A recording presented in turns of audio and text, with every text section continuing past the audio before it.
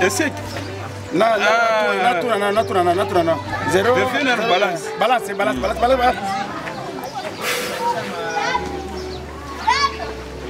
Tete comité. Tinda.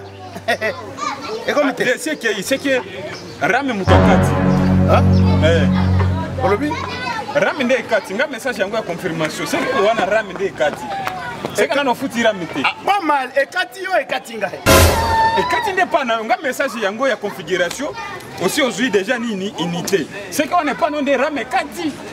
Donc et kati yo to et kati nga. Nazo tuna et kati yo to et kati nga. Et kati nde pas na yo. Pona nini? Et ce problème ya nini ya gouvernement makambo Rame wana nga na yembi. Betinga la population na raia na votaki Kisekedi ngai na votaki ye na kena na arrondissement na voter Kisekedi. Okatanga nini? Rame ezani. Rame ezani makambo na bango kuna nde bayebi gouvernement makambo Rame soki ezani. Donc siko na 1000 francs wana yo tikali nango. Ngana sina tinde lio unité. Ngana sana problème. Petit. Yakana. Viens là. Yakana.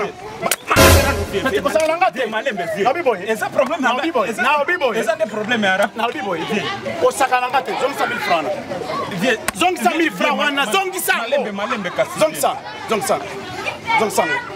C'est que au lieu kanga unité ka boy ka pa. Ngana lio unité te. Oeza pouvoir na ngai.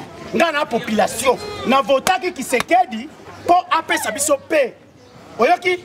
Na votaki Kisekedi po apesa biso amani na Kiswahili. Nayoki boy. Na votaki po na masekite.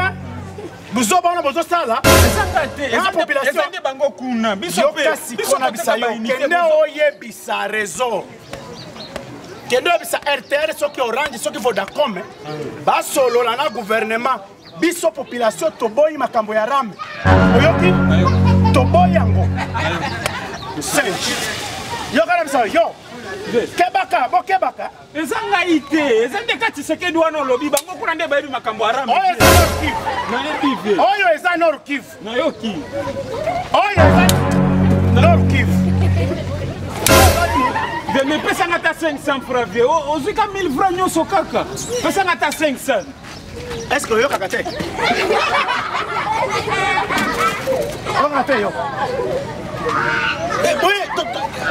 Oye pasi ni tozo zwa biso. Mais petit na yo vient nazo vanda awa poussière. Ozuka 1000 francs nyoso kiene. Yo kani obosani ke papa Kisekedi tango kotaki na pouvoir lobaki le peuple d'abord.